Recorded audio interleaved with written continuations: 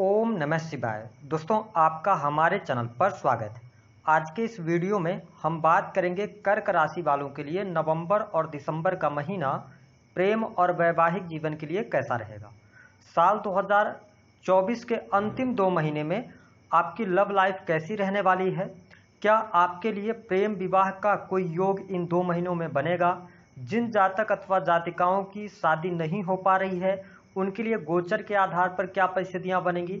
आपका दाम्पत्य जीवन कैसा रहेगा, वही संतान की क्या स्थिति रहने वाली है, संपूर्ण विषय पर हम चर्चा करेंगे। और अगर पिछले समय में आपका ब्रेकअप हो गया था तो क्या आपका एक्स वापस आएगा, इस पर भी बात करेंगे। और यह वीडियो आपके लिए महत्वपूर्ण इसलिए हो जाता है कि यदि आपके जीवन में शादी को लेकर कोई समस्या आ रही है, आप विवाह के योग्य हैं लेकिन किसी कारणवश रिश्ता बनते बनते रह जा रहा है, शादी टूट जा रही है, तो आपको क्या उपाय करना है, इस पर भी हम बात करेंगे। तो यह वीडियो आपके लिए बहुत ही महत्वपूर्ण है, आप इसे अंत तक जरूर देखिएगा। और यदि आप चैनल पर पहली बार विजिट कर रहे हैं तो चैनल को सब्सक्राइब कर लीजिएगा, नोटिफिकेशन बेल को भी ऑन कर लीजिएगा। कर्क राशि वालों, जब नवंबर 2024 की शुरुआत होगी तो देखिए जो बड़े मुख्य ग्रह हैं ना, उनकी स्थिति आपके लिए कुछ इस प्रकार की रहेगी। देवगुरु बृहस्पति आपके लाभ स्थान से वक्रीगत अवस्था में गोचर करेंगे इन दोनों महीनों में। मंगल आपके लगन में रहेंगे, नीच राशि में रहेंगे। ठीक है, आपकी राशि में आके ये नीच के हो जाते हैं, प्रथम स्थान जिनका गोचर होगा, और नवंबर और दिसंबर के महीने में ये प्रथम स्थान में ही रहेंगे। वही शुक्र आपके छठे स्थान से गोचर करेंगे, हालांकि 2 दिसंबर से लेकर 28 दिसंबर तक ये 7वें भाव में आ जाएंगे।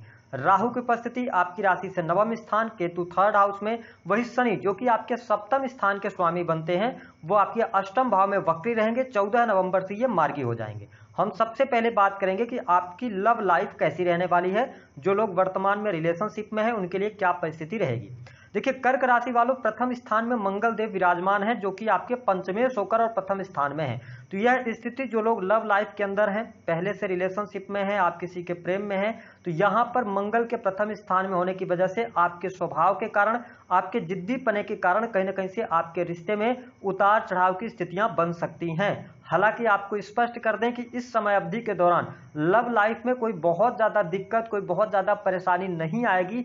शर्त सिर्फ इतनी रहेगी कि आप थोड़ा सा अपने एग्रेशन को कंट्रोल में रखिएगा, क्योंकि देवगुरु बृहस्पति की अमृतमयी दृष्टि आपके पंचम स्थान पर पड़ रही है। तो आपके प्रेम संबंधों में छोटे मोटे वाद विवाद रह सकते हैं, लेकिन लव लाइफ को आप संभाल ले जाएंगे।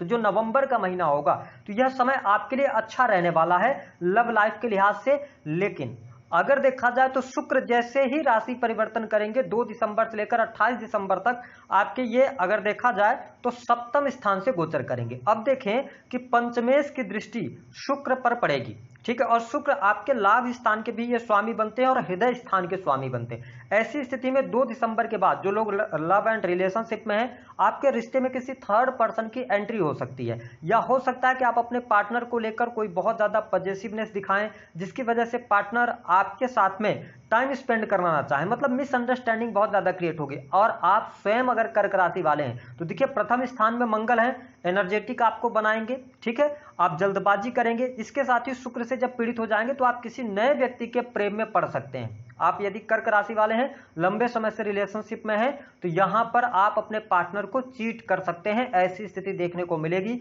या आपका पार्टनर आपको चीट करेगा। तो दिसंबर के महीने में थोड़ा सा ध्यान आप बनाकर रखिएगा, लॉयल्टी टेस्ट अपने पार्टनर का जरूर चेक करते रहिएगा। इसके साथ में आप भले ही रिलेशनशिप में हो, मंगल देव पंचमेश होकर लगन में आए तो सामने से आपको प्रपोजल्स मिल सकते हैं, ऐसी स्थिति देखने को मिलेगी। तो जो भी आप प्रपोजल्स एक्सेप्ट कर रहे हैं कर्क राशि वालों, थोड़ा ध्यान से समझदारी के साथ में आगे बढ़िएगा, क्योंकि जब शुक्र मंगल का आकर्षण होता है, जब दृष्टि युति होती है, तो कहीं ना कहीं से शुक्र पीड़ित अवस्था में आ जाते हैं। ऐसी स्थिति में इस समय अवधि के दौरान जो रिलेशन आपका बनता है वो लॉन्ग टर्म तक नहीं चल पाता, क्योंकि एक आकर्षण बस होता है, उसमें प्रेम की कमी देखने को मिलती है।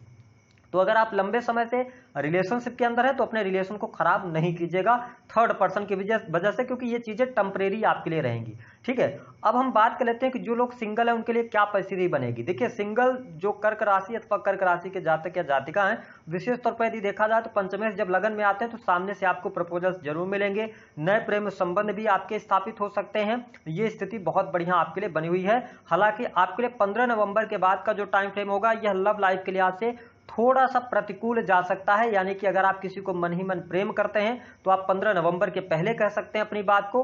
फिर इसके बाद आपको 15 नवंबर से लेकर 15 दिसंबर तक वेट करना पड़ेगा, क्योंकि जिस भी व्यक्ति से आप प्रेम की बात करेंगे वो अहंकार की वजह से, ईगो की वजह से आपको कुछ न कुछ सुनने को मिल सकता है। ठीक है, तो आप 15 दिसंबर के बाद आगे बढ़िएगा तो ज्यादा बेटर स्थिति रहेगी।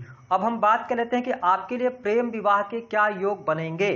देखिए, कर्क लग्न या कर्क राशि आपकी पंचमेश होकर लगन से मंगल का गोचर, मंगल 7वीं दृष्टि से आपके सप्तम स्थान, उच्च स्थान, राशि स्थान को देख रहे हैं मकर को, और वहां पर पहुंच जाएंगे शुक्रदेव। तो नवंबर के महीने में तो प्रेम विवाह के बहुत अच्छी योग आपके लिए नहीं बन रहे हैं, लेकिन जो दिसंबर का महीना होगा 2 दिसंबर से लेकर 28 दिसंबर तक प्रेम विवाह होने के योग बनते हैं। अगर आप घर वालों से बात करना चाहते हैं तो आप दिसंबर के महीने का चुनाव कर लें, उसमें आपको सफलता अवश्य प्राप्त होगी।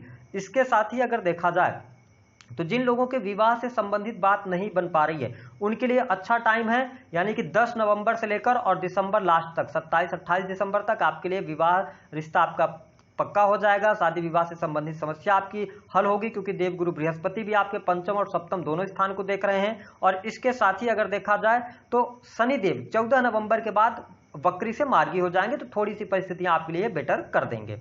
अब अगर हम बात करते हैं आपका दाम्पत्य जीवन कैसा रहेगा। कर्क राशि वालों, मंगल देव नीच के होकर लगन से गोचर कर रहे हैं। देखिए, दाम्पत्य जीवन के लिहाज से अगर देखा जाए तो मंगल 7वीं उच्च दृष्टि से देख रहे हैं आपके सप्तम स्थान को, तो सिंपल सी बात है कि मांगलिक पत्रिका का पहली बात तो निर्माण हो गया। इस स्थिति में आपके अंदर क्रोध, एग्रेशन ज्यादा रहने वाला है, जिसकी वजह से कहीं ना कहीं से आपकी बहुत ज्यादा एनर्जी आपके पार्टनर पर लगने जा रही है। ठीक है, तो नवंबर का जो महीना रहेगा यह दाम्पत्य जीवन के लिहाज से उतार चढ़ाव वाली स्थितियों को दर्शा रहा है। कहीं ना कहीं से वाद विवाद की स्थितियां ज्यादा बन सकती हैं, अथवा जीवन साथी के साथ में लड़ाई झगड़े बहस ज्यादा बढ़ सकती हैं। एक तो आप शनि की ढैया में चढ़े, थोड़ा सा आपके अंदर जिद्दीपन आ जाएगा, जिद में आकर आप सारी चीजों को खराब कर सकते हैं। ठीक है, आपको लगेगा कि आप सही कर रहे हैं, लेकिन ऐसा नहीं होगा, क्योंकि हो सकता है कि कई बार ऐसी स्थिति होती है कि जब हम सामने वाले की तरफ एक उंगली करते हैं तो 4 उंगली हमारे तरफ होती है, जिसका आपको थोड़ा सा ध्यान देना है, अपने रिलेशन को संवारने का प्रयास करना है। अगर देखा जाए तो जैसे ही शुक्रदेव आपके सप्तम स्थान में आएंगे तो पीड़ित हो जाएंगे। ऐसी स्थिति में 2 दिसंबर से लेकर और 28 दिसंबर तक एक्स्ट्रा मैरिटल अफेयर होने के भी योग बनते हैं। यहां पर आपको सावधानी रखनी होगी। सप्तमेश आपके अष्टम स्थान से गोचर कर रहे हैं, तो जीवन साथी के हेल्थ का थोड़ा सा ध्यान रखना पड़ेगा। जीवन साथी के स्वास्थ्य को लेकर भी चिंताएं रह सकती हैं। अगर हम ओवरऑल स्थिति की बात करें तो ये प्लस पॉइंट आपके लिए ये निकल के आ रहा है कि लड़ाई झगड़े वाद विवाद की स्थितियां तो बन रही हैं, लेकिन देवगुरु बृहस्पति वक्र दृष्टि से मकर राशि को देख रहे हैं, यानी कि नीच राशि को देख रहे हैं, लेकिन इनकी नवम दृष्टि है। तो इस वजह से क्या होगा, लड़ाई झगड़े वाद विवाद की स्थितियां तो बनेंगी, लेकिन बृहस्पति का सहयोग मिलने की वजह से बहुत ज्यादा चीजें हद से बाहर नहीं होंगी या डाइवोर्स जैसी स्थितियों तक नहीं पहुंचेंगी, अगर आप राहु, चंद्रमा या शनि की दशा में नहीं चल रहे होंगे तब। बाकी चीजें आप मैनेज कीजिएगा। ये 2 महीने का टाइम बहुत अच्छा नहीं रहेगा। थोड़ा सा अपनी हेल्थ का भी ध्यान रखिएगा, क्योंकि चोट चपेट दुर्घटना होने के योग दिखाई देते हैं, तो थोड़ा आप सतर्कता पूर्वक आगे बढ़िएगा।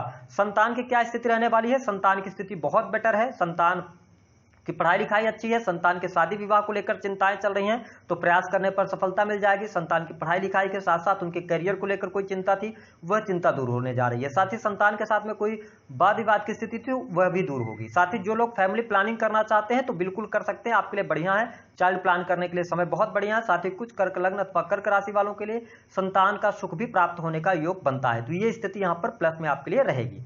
अब हम बात कर लेते हैं क्लियर तौर पर क्या आपका प्रेम जीवन कैसा रहेगा। मैंने आपको बता दिया कि आपके लिए प्रेम विवाह के योग बनते हैं, बिल्कुल बनते हैं। दिसंबर के महीने में जिन लोगों के विवाह नहीं हुए हैं क्या उनकी शादी तय हो सकती है, बिल्कुल हो सकती है।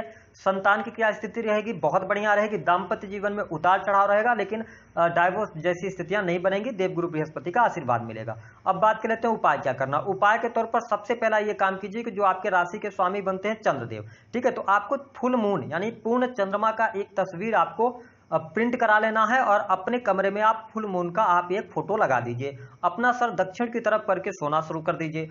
दूसरा जो उपाय रहेगा तो अपने नहाने के पानी में आप थोड़ी सी मात्रा में हल्दी और गुलाब जल डालकर नहाना शुरू कर दीजिए। इससे शुक्र को बल मिलेगा और देवगुरु बृहस्पति को भी बल मिलेगा। तीसरा उपाय यह रहेगा कि आपके लिए देवगुरु बृहस्पति लाभ स्थान से गोचर कर रहे हैं, तो यह समय आपकी इच्छा पूर्ति का रहेगा। तो इसका फायदा उठाने के लिए आप थोड़ी सी मात्रा में पिसी हुई हल्दी ले लें, जो भी आपके आसपास पानी वाली जगह हो वहां पे आप चले जाएं और वहां पर बैठकर, पानी वाली जगह पर बैठकर और थोड़ी थोड़ी मात्रा में